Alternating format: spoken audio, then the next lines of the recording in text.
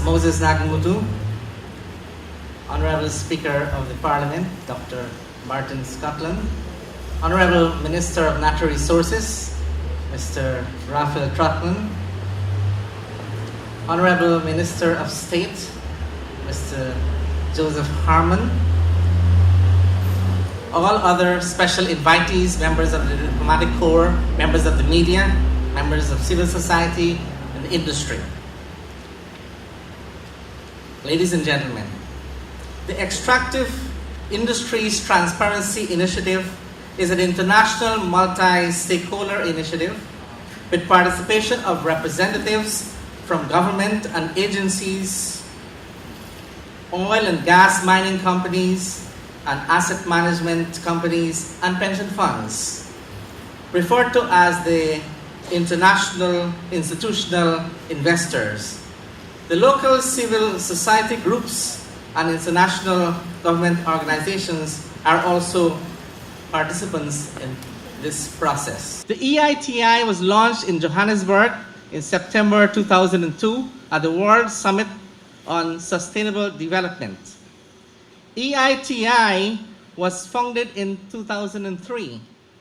EITI International Secretariat currently resides or is located in Norway. Commitment to the Extractive Industries Transparency Initiative indicates that the government of the Cooperative Republic of Guyana continues to advance towards the institutionalization of transparency and accountability. EITI provides great opportunities for the building of trust among stakeholders and indeed the community at large. Companies are required to disclose what they pay to government, and the government must disclose what receipts from company are made. The reconciliation of these figures will become a key responsibility of the GEITI. The EITI affirms that management of natural resource wealth for the benefit of countries' citizens is in the domain of sovereign governments.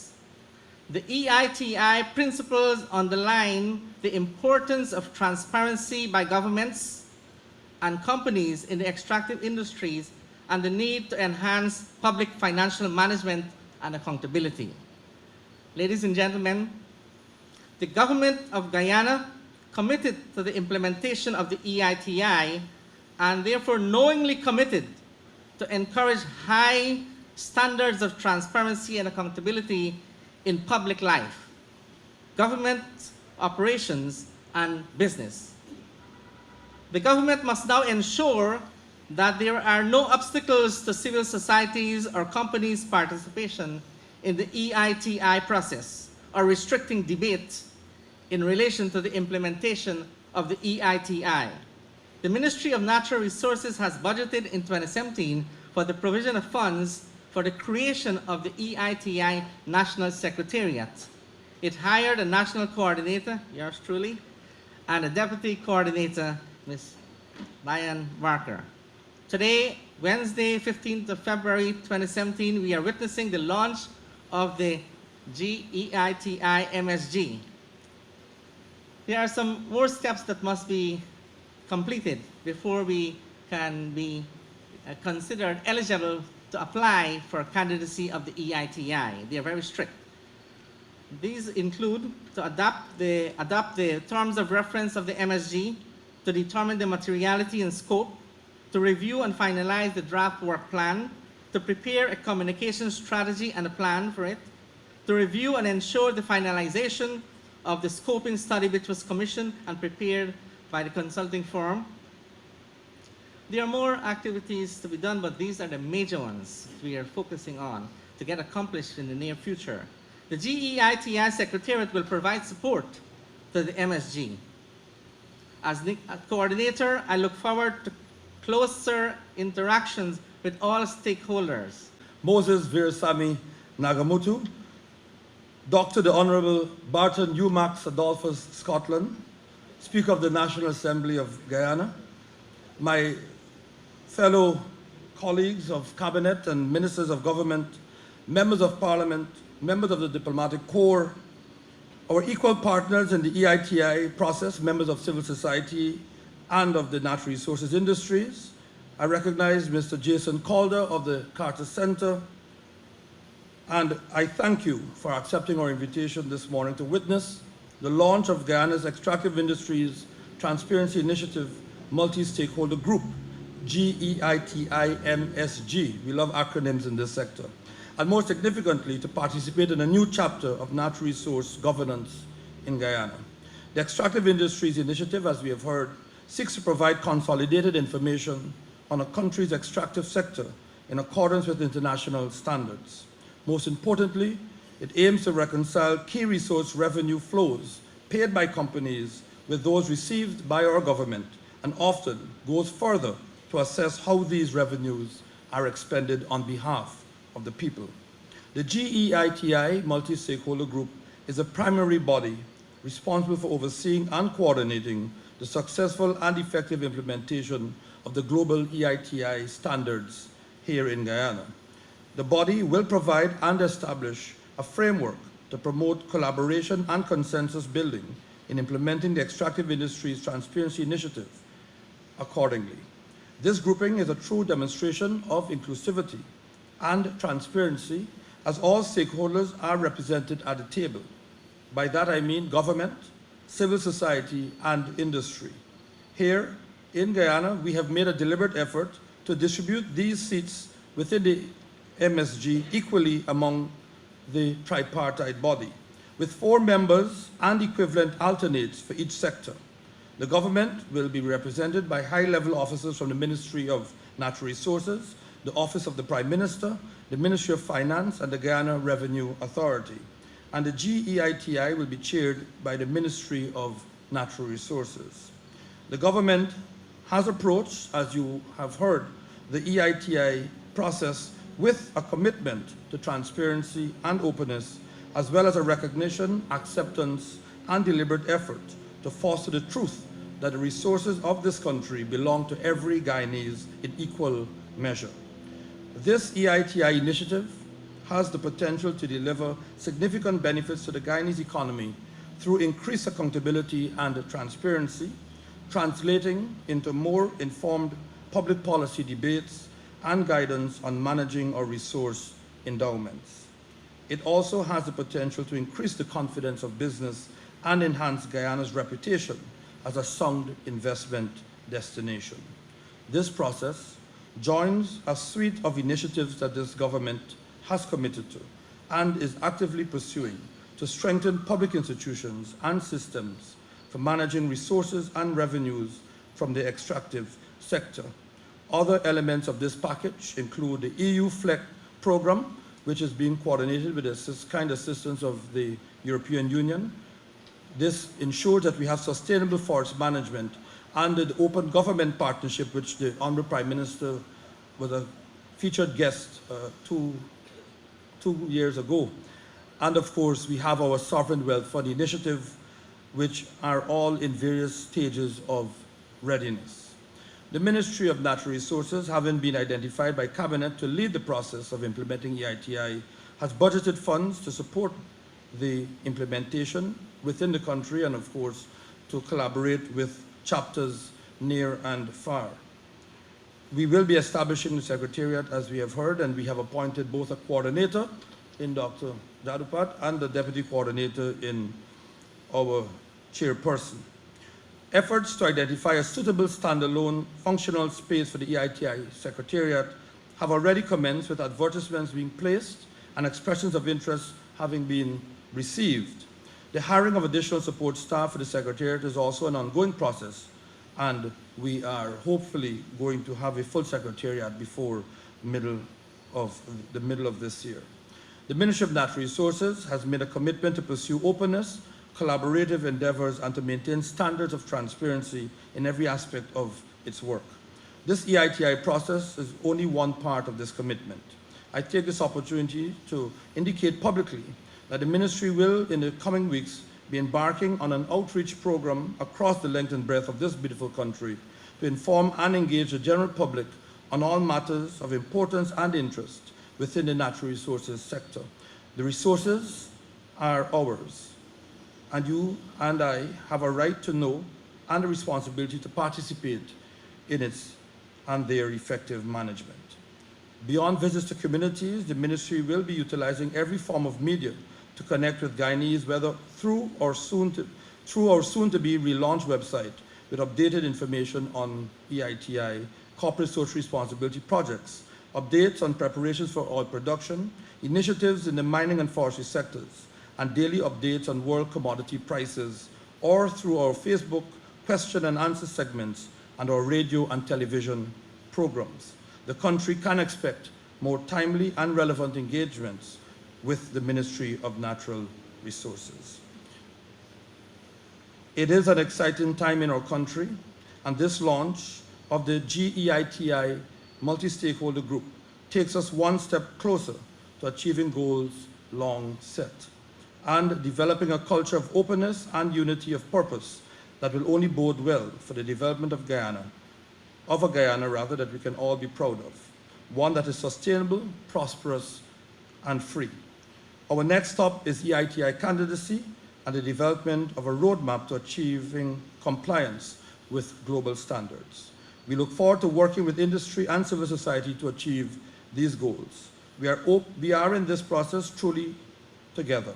So I take the opportunity to congratulate the GEITI and to thank everyone for their support. All protocols already being established. Good morning, everyone. I take this opportunity on the behalf of civil society through the Policy Forum Guyana to congratulate the Honorable Minister Trotman and his staff at the Ministry of Natural Resources for having reached this critical stage of candidacy to the EITI. The commitment shown to date to take Guyana into this global initiative is laudable and feeds hope that more inclusive governance is achievable. Extraction of natural resources from Guyana's more than 350,000 square kilometers of sovereign terrestrial and marine space has provided significantly for our economic well-being for most of the past century. In recent times, led by gold, this role has been even more pronounced. With the hydrocarbon industry solidly before us, the economic footprint of extractives in Guyana will certainly become even larger. Ensuring transparency in the financial flows from the monetization of Guyana's natural capital, our national patrimony, is an essential step towards maximizing the long-term benefits of extraction to the Guyanese people, the owners of these resources. This can help the extractive industry sector to enhance its impact and fulfill the significant transformative role it can and must play in achieving a sustainable green Guyana. EITI is a proven means to achieve such transparency. The trisectorial governance mechanism of the EITI, in which government, industry, and civil society have equal status and decision-making power, is exemplary in its potential to demonstrate innovative and inclusive governance. GEITI, in which Guyana's government, extractive industry, and civil society are committing to work collaboratively to achieve common goals rather than only wielding powers to their own advantage, presents a great example. Success with this new formula in the extractive context opens possibility for application more widely to other sectors of our society. It is even more encouraging that this commitment to such a process has remained despite a change in administration. Selection of the civil society representatives of the multi-stakeholder group was managed through a public process administered by the Policy Forum Guyana, a diverse network of civil society organizations and individuals. The selection process included a public notice inviting individuals to indicate interest in serving as part of the group, demonstrating their qualifications to serve, and demonstrating support of at least 3 civil society organizations or communities. A panel reviewed the candidates and approved the substantial representatives and alternates. We, the representatives of civil society, are committed to collaborating with our colleagues in government and industry to ensure that Guyana successfully fulfills its requirement to become a full-fledged member of the EITI. We are committed to making GITI become a transformative force in the manner in which our natural wealth is managed to secure a sustainable future for our nation. It's been my honor, bestowed upon me by the Minister and the Ministry, to help Mike McCormack, the indefatigable Mike McCormack, to lead the process of forming these stakeholder groups. And it's important for me to bore you a little bit with the path. There was a meeting in 2016 that was held by the Ministry of Natural Resources to plan a symposium. That symposium went off in June 2016 with support from the World Bank. Subsequent to that meeting, there was focused meetings with groups in the extractive industry. Subsequent to that, the EITI retreat was held by the ministry in October of 2016. Arising out of the 2016 process, a mandate was given for the extractive industries component to organize themselves using transparent and democratic processes to select their representatives. Coming out of that process, and with a guideline that there should be 4 representatives to match the 4 in civil society and the 4 from government, discussions revolve as to what sectors should be represented. And out of that process, it was decided that forestry, while sensu stricto not a member of the extractive industries, was critical to the process in Guyana, that mining in Guyana historically revolves around 2 sets of folks. You have the large-scale mining companies like Guyana Goldfields and the bauxite companies and Troy, and then you have significant component of the small and medium-scale industry, and that is respect to mining predominantly of gold. You also have a similar breakdown in the quarry industry with larger operators and smaller operators.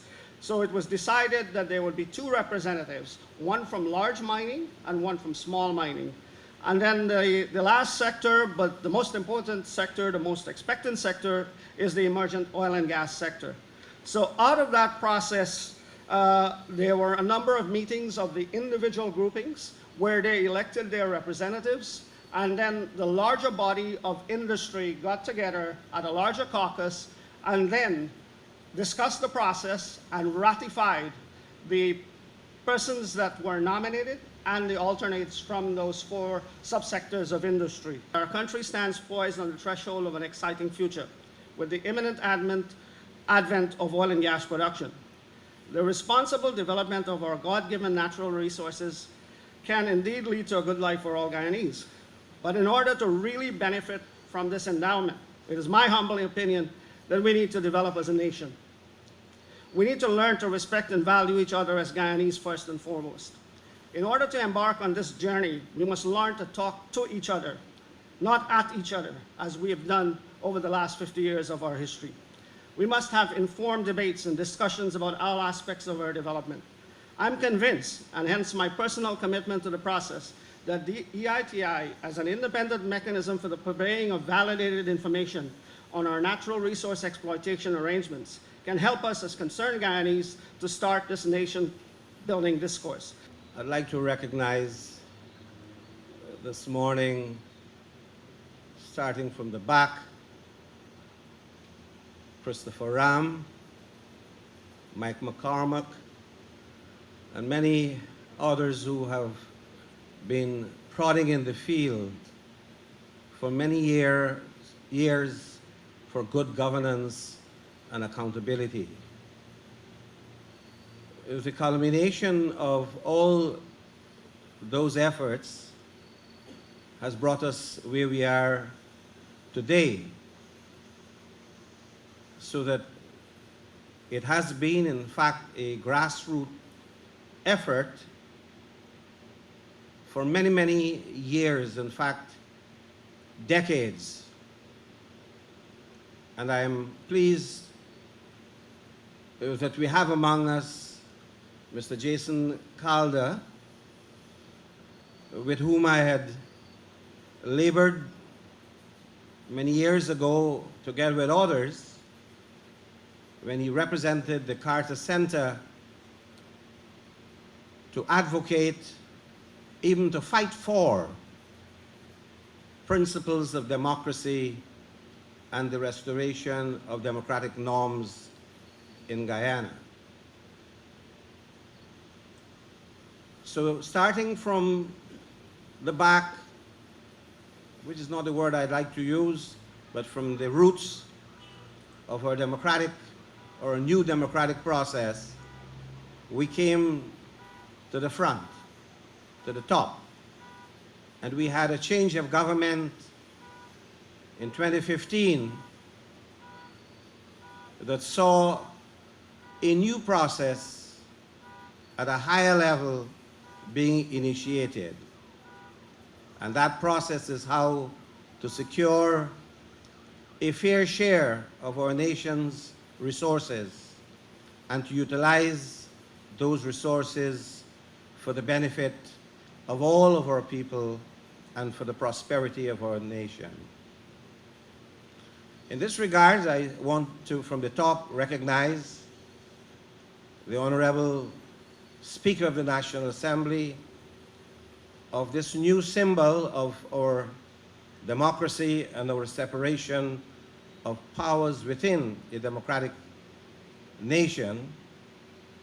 Minister Raphael Trotman, the Minister of Natural Resources, who was being placed to head, if perhaps to drive the content of the democratic process in the field of extractive industries, the more recent emphasis being placed on oil and gas, and to ministers of the government, Minister of State Joseph Harmon, who has an important responsibility over the Ministry of the Presidency, and in fact to coordinate the efforts of all ministers together with the Prime Minister, whose office is located within the Ministry of the Presidency, so that we are able to fulfill the mandate for which we have been elected as a collective. And so I am part of the tiny process of the collective, which also includes the opposition party in the National Assembly, represented herein by Mrs. Gail Teixeira, Chief Whip of the opposition in the National Assembly.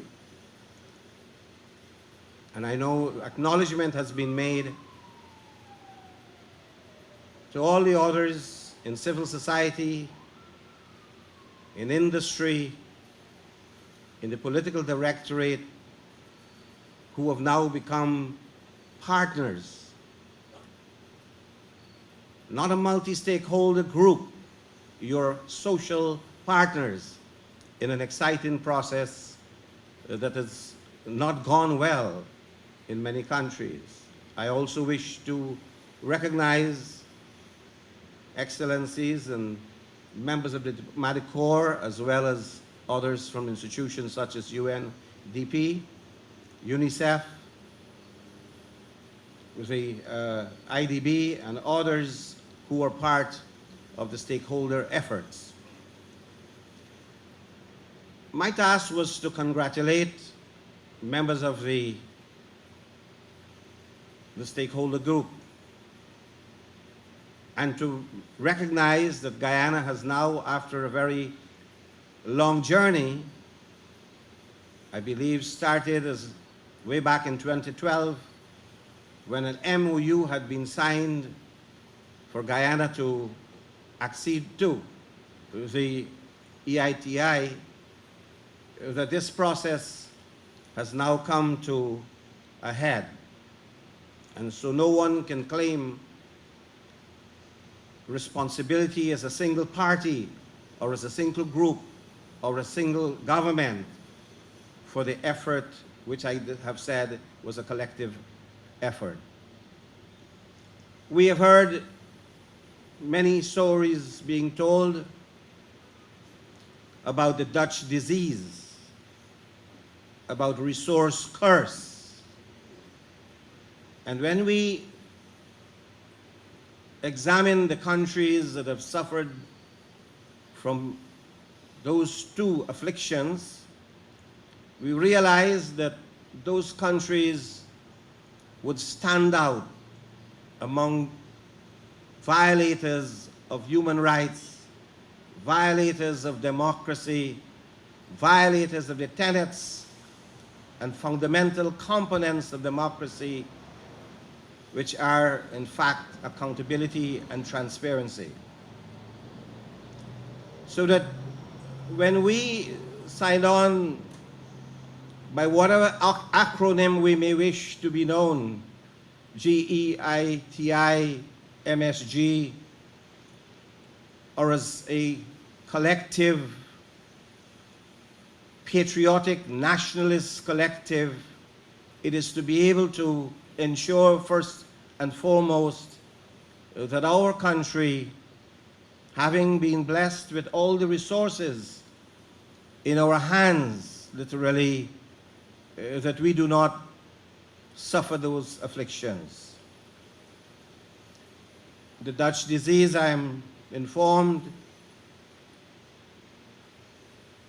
is characterized by countries that depend on a single export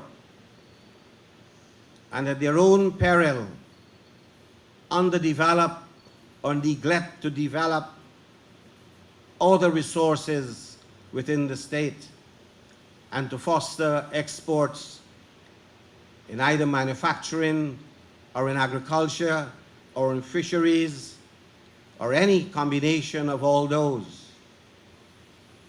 And while I do not want to single any particular countries, we cannot help but feel the impact, because it is so close geographically to Guyana, of countries that had depended on one commodity for export and depended on every other commodity for internal use, necessities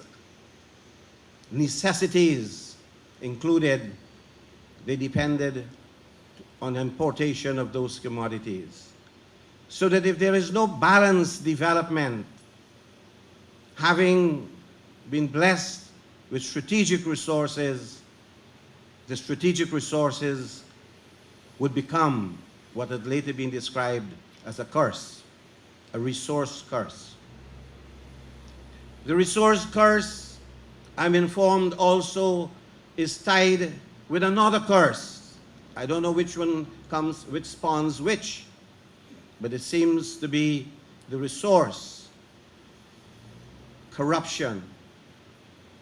And we have to guard in countries such as Guyana, where we can see the bright silver lining behind years of dark clouds, that we keep this affliction away from the processes that will direct and govern the extractive industries. And to do so, you have to start not at the bottom, but at the top. And I believe that the commitment that we make to upholding democratic values in Guyana must be a commitment to have a clean system of governance. And the system of governance must be the system that is clean at the level of government, at the level of the judiciary, at the level of the legislature, at the level of all other institutions of the democratic state. I'm serious about constitutional reform because it is going to become the bedrock upon which we build all these lofty edifices like GEITI,